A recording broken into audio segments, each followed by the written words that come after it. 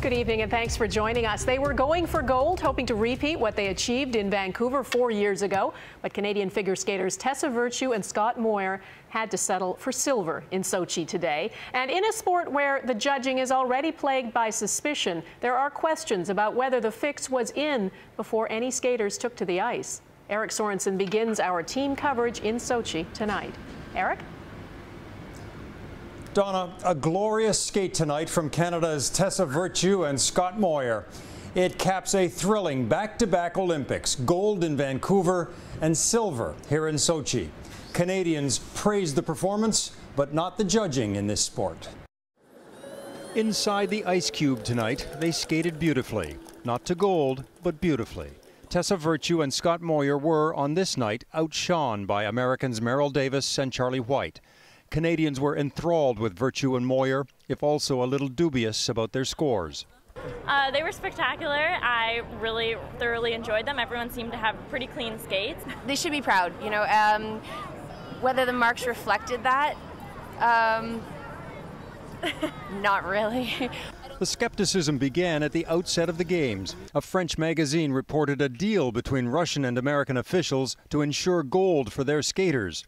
Questions arose again last night. Tessa and Scott really nailed the short program. Canadian fans were sure of it. I thought they were fantastic. I thought they'd done a perfect job, actually. What did you think of the scoring?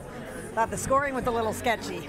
But how to pinpoint something amiss? There are no specific scores of judges from each country. Remember 2002? Even American network analysts were outraged Canadian Saleh and Pelletier didn't win. The outrage fueled by the low scores of the Russian judge and others there for all to see. They won that program.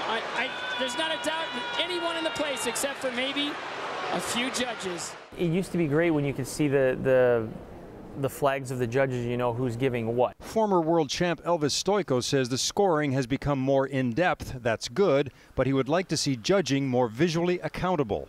Hiding which nation is there, I don't think it's the best thing. I'd kind of like to see who's giving what. It'd be kind of nice to see that.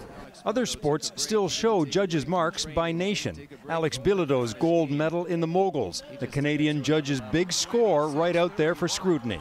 And judging is only becoming a bigger part of the Olympics. From traditional sports like ski jumping that rewards style points to several new sports. Dara Howell's win in skiing slopestyle is one of 7 new events to rely on judging. In a judge sport, sure, there's a huge unknown of what the judges are going to do. Patrick Chan says an athlete can't worry about the judging. Let the judges do their job. Your job is to just go out there and skate and perform.